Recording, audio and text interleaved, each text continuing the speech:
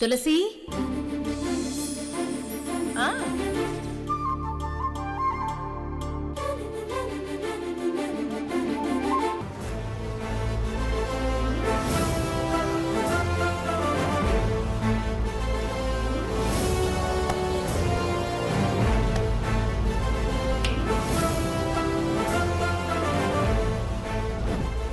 ఈశ్వర్, నీకేం చెప్పాను?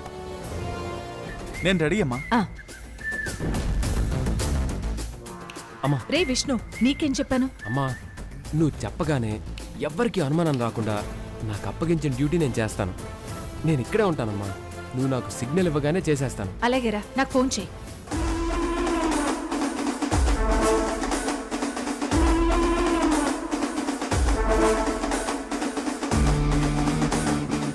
రే జ్యోతి, నువ్వు మాతోనేరా. విష్ణు, నువ్వు వెళ్ళి నీ పని చూడు. సరే. ఈశ్వర్, మీరు రండి. ఆపరేషన్ స్టార్ట్ చేయబోతున్న స్పై టీంలా వీళ్ళు ఏం మాట్లాడుకున్నారో అర్థం కావట్లేదు. కానీ ఏదో చాలా పకడ్బందీ ప్లాన్తోనే వచ్చారు. అదేంటో తెలుసుకోవాలి. నందిని చెవిలో చెప్పాలి. అన్నీ చూసుకొని జాగ్రత్తగా ఉండండి.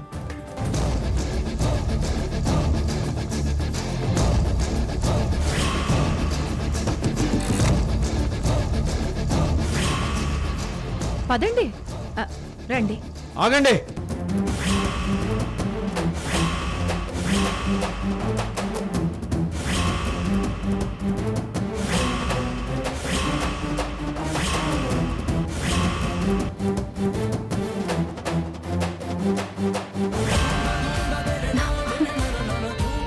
అత్తయ్య వాళ్ళు వచ్చేసారు. అంటే జ్యోతి కూడా వచ్చేసాడు అనమాట. థ్యాంక్ యూ అత్తయ్య.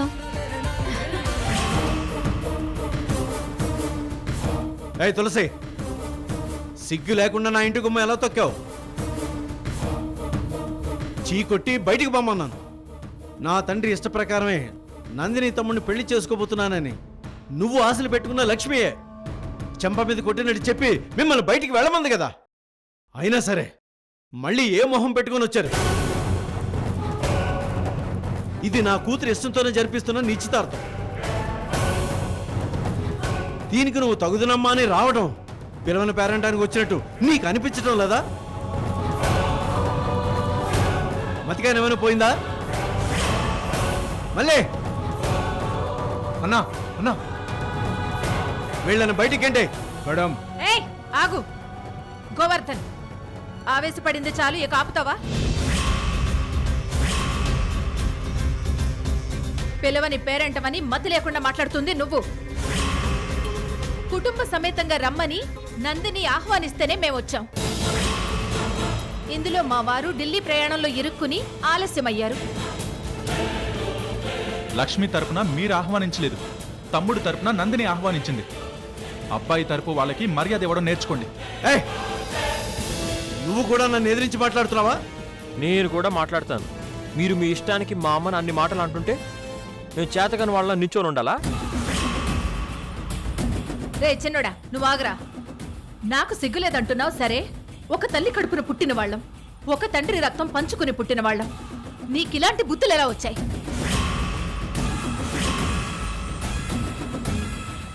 తులసి అండ్ ఫ్యామిలీ రారు అనుకుంటే వచ్చేసారంటే ఏం ప్లాన్తో వచ్చిందో ఏంటో. కన్న కూతురి మనస్సుని ప్రేమని అర్థం చేసుకోలేని తండ్రివి నువ్వు ఒక తండ్రివేనా? ఒక ప్రాణాన్ని పొట్టన పెట్టుకున్న నిన్ను చూడాలంటేనే నాకు అసహ్యం వేస్తుంది.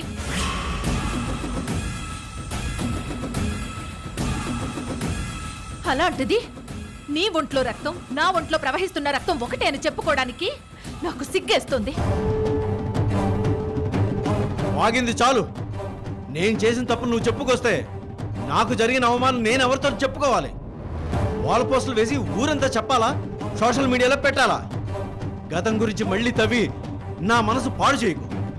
నా కూతురు నిశ్చితార్థం 3 పాడు చేయబోకు. అర్థమైందా? అర్థం చేసుకోవలసింది నువ్వు. ఒక ఆడపిల్ల, అది ఎవరైనా నా ఇంటి గుమ్మం తొక్కి ఒక శుభకార్యానికి పిలిస్తే రావడం నా సంస్కారం. నందిని నన్ను శత్రువుగా చూస్తుంది కానీ నేను తనని ఒక ఆడపిల్లగానే చూస్తున్నాను. స్నేహపూర్వకంగానే చూశాను. నీతో నాకు మాటలు అనవసరం. మర్యాదగా ఇక్కడి నుంచి వెళ్తారా వెళ్ళరా? గోవర్ధన్ గారు ప్లీజ్ ఆగండి. ఇంటికొచ్చిన వాళ్ళని అలా అవమానించకూడదు. వెల్కమ్ చెప్దాం. కొందరిని శిక్షించాలంటే అధికారం మీద కొట్టాలి, కొందరిని ఉద్యోగంలో నుంచి తీసేయాలి. ఒక దొంగ అనుకోండి, జైలు శిక్ష పడేలా చేయాలి. అదే ఇలాంటి కుటుంబం అనుకోండి, ఇలాంటి శుభకార్యానికి ఆహ్వానించి కూర్చోబెట్టాలి. లక్ష్మిని కోడల్ని చేసుకోవడానికి ఆశపడిన తులసి, లక్ష్మి నిశ్చితార్థం నా తమ్ముడితో జరగడం చూడాలి. ఇంతకంటే పెద్ద శిక్ష ఏమైనా ఉంటుందా వీళ్ళకి?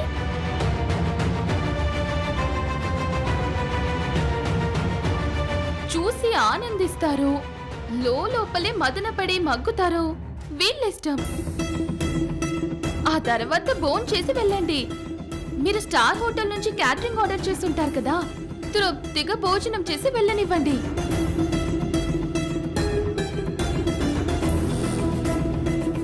తులసమ్మా, ఏమీ అనుకోవద్దు, రండి రండి. అమ్మా నందిని, ఈ తులసి వాళ్ళు వస్తారనుకోలేదు. చాలా విశాల హృదయాలు అనుకుంటా, అందుకే వచ్చారు. పిన్ని, బాబాయ్ ఆహ్వానించాక మనం మర్యాదలు చేయాలి, కానీ ఇలా నిల్చోబెట్టి అవమానించకూడదు. వన్స్ అగైన్ సారీ తులసి. సరే, లోపలికి రండి. రండి, పదరా.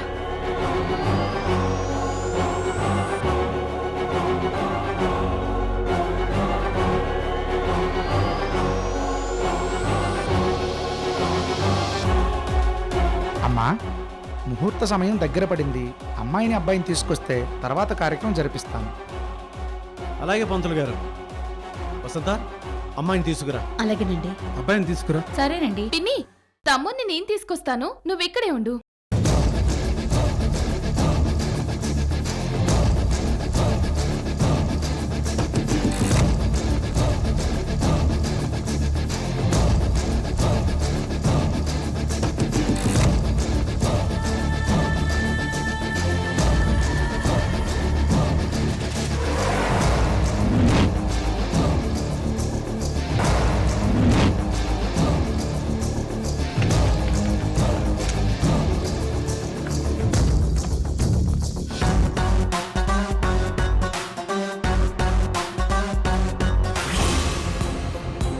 తమ్ముడు రెడీయా? యా, రెడీ అక్క.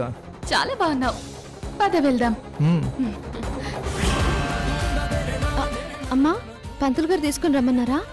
అవునే, పదమ్మా. నీ ధైర్యం ఏంటో ఏమో. సరే పద.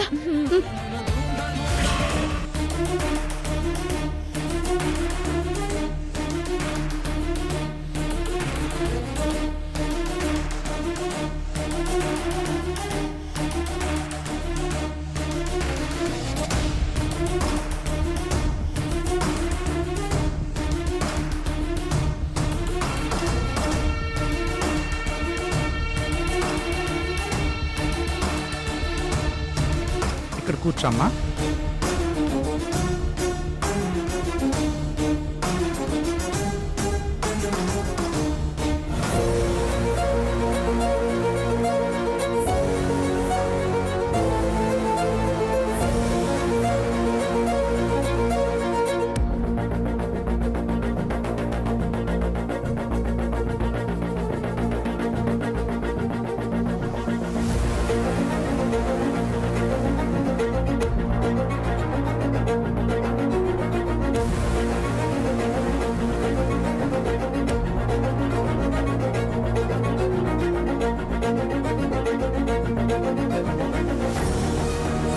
ఓం శ్రీ మహాగణాధిపతయే నమో నమః.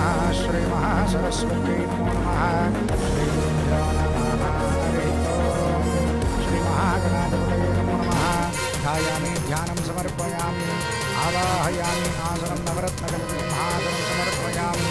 పాదయోః పాద్యం హస్తయోః అర్ఘ్యముఖే ఆచమనీయం సమర్పయామి.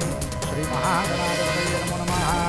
ఓం త్వమేవ ప్రత్యక్షం తత్వమసి, త్వమేవ కేవలం కర్తాసి, త్వమేవ ब्रह्मोत्तासे त्वमेव सर्वं खल्विदं ब्रह्मासे त्वं साक्षादात्मासमत्वं वरदं वच्मि सत्यं वच्मि अवत्वं अववक्तारम् अवश्रोतारम् अवधातारम् अवानुजानमवशिष्यादो पुनस्तादो अवुत्तरात्तादो अवदक्षिणात्तादो अवचोर्ध्वात्तादो अवधरात्तादो सर्वधर्माववाहिवाहिमन्तादो त्वमानन्दमयः त्वमानन्दमयस्वप्रभवयः त्वं सच्चिदानन्ददातुर्योऽसि प्रत्यक्षो ब्रह्मासि ज्ञानयोऽसि सर्वं जगदत्पत्तो जायते सर्वं जगदत्पत्तस्तिष्ठति. తులసి, నా తమ్ముడు సంజయ్ ఎలా ఉన్నాడు? నీ చిన్న కొడుకు జ్యోతి కంటే స్మార్ట్ గా ఉన్నాడు కదా?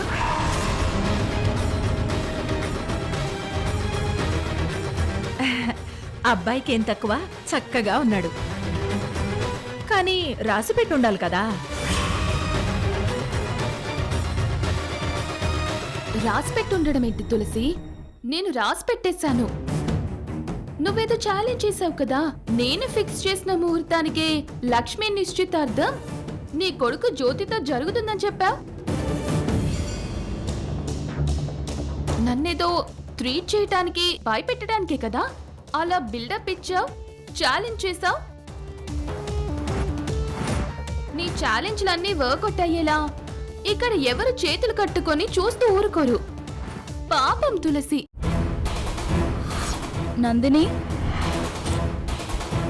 మా ఫ్యామిలీని ఆహ్వానించింది ఎందుకేనా? రేవతి, నందిని నమ్మకాన్ని, నందిని గర్వాన్ని కూడా మనం గౌరవించాలి. ఎందుకంటే మనం ఇక్కడికి అతిథులుగా మాత్రమే వచ్చాం. ఆశీర్వదించాలి, వెళ్ళిపోవాలి. Very good Tulasi. Thank you.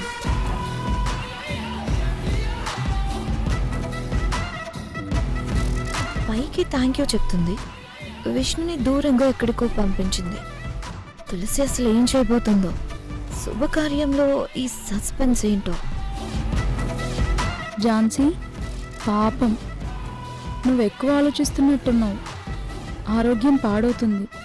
Please take care of your health. నా హెల్త్కి ఏమైంది? I'm always fit. సరే సరే.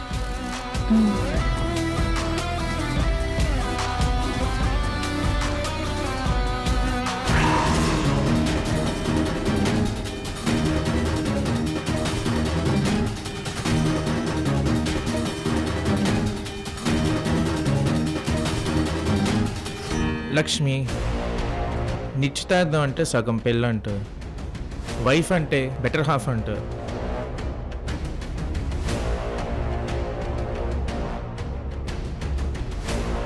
నా దృష్టిలో ఈ నిశ్చితార్థమే పూర్తి పెళ్లితో సమానం.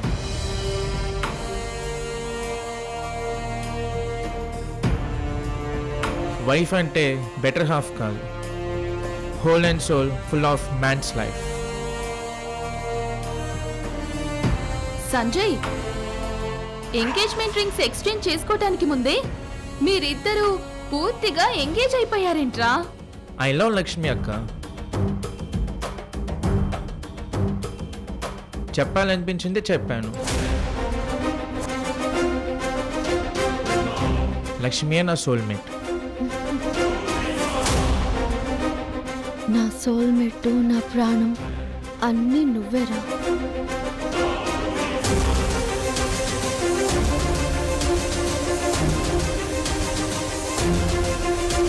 సుముహూర్తం సమయమైంది. లగ్నపత్రిక చదువుతాను. శ్రీరస్తు శుభమస్తు అవిఘ్నమస్తు. స్వస్తి శ్రీ చాంద్రమానేన శ్రీ క్రోధి నామ సంవత్సర ఉత్తరాయణ వసంతృతో చైత్రమాస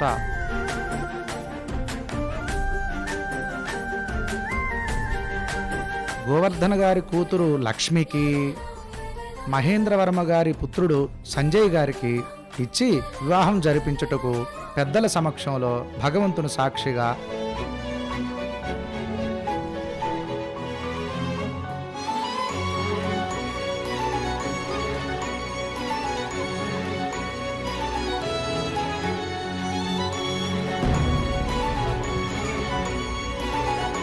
బంధువుల సాక్షిగా నిర్ణయించబడిన శుభ లగ్న పత్రిక.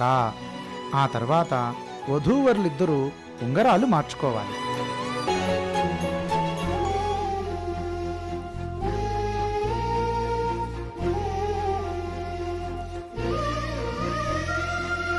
అయ్యా, అందరూ పైకి లేవండి.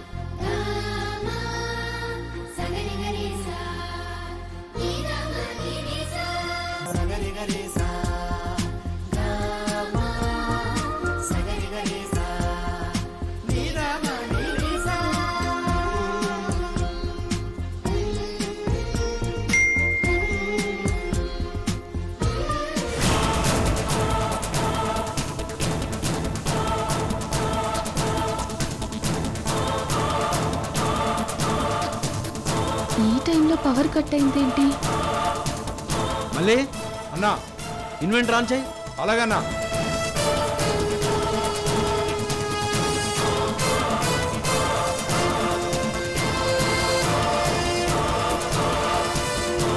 మళ్ళీ ఇంకా ఆన్ చేయలేదేంటి? అన్నా ఆన్ అవట్లేదన్నా, ఇన్వర్టర్ పాడైపోయినట్టుంది. పాడయ్యేలా చేసిందే నేను. వెలుతురులో జరుగుతున్న ఒక అన్యాయాన్ని ఎదుర్కోవడానికి ఈ చీకటే నాకు ఉపాయం. అయ్యా, కరెంటు వచ్చేదాకా ఆగితే ముహూర్తం సమయం దాటిపోతుంది. మళ్ళా ఇటువంటి ముహూర్తం కుదరాలంటే చాలా కాలం పడుతుంది. గోవర్ధన్ గారు, ఇప్పుడేం చేద్దామంటారు? డాన్, చీకటైతే ఏంటి, రింగ్స్ మార్చుకోవాలి అంతే కదా, మార్చుకుంటే సరిపోతుంది. ఉంగరాలు మార్చుకుంటే సరిపోతుంది బాబు, కార్యక్రమం పూర్తవుతుంది. చీకటైనా పర్వాలేదు, ముహూర్త బలం ముఖ్యం. అలాగే కానివ్వండి, ఉంగరాలు మార్చుకోమనండి.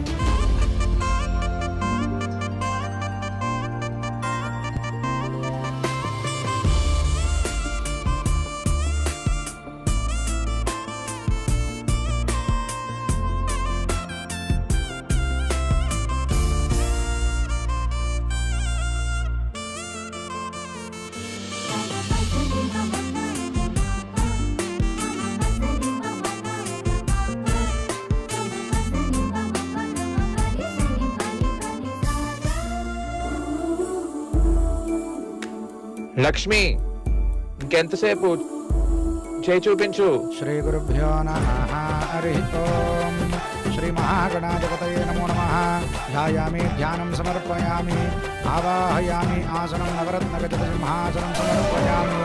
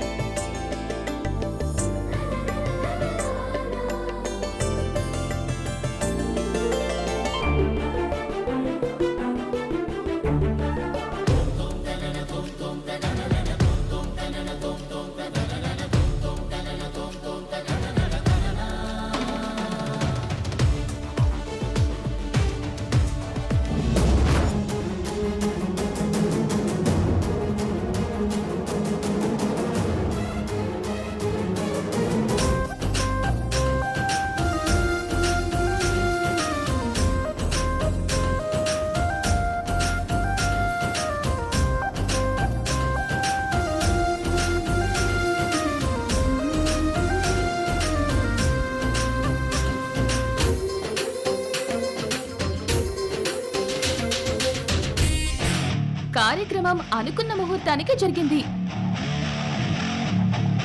ముహూర్తాన్ని ఆపటం నీ వల్లే కాదని ఇప్పుడైనా ఒప్పుకుంటావా తులసి? ముహూర్తం ఆపాలన్న ఉద్దేశమే నాకు లేదు నందిని. ముడివేసిన జంటకి జరిగింది. కాస్త వెలితేంటంటే వెలుతురులో జరగాల్సింది చీకట్లో నిశ్చితార్థం జరిగిపోయింది.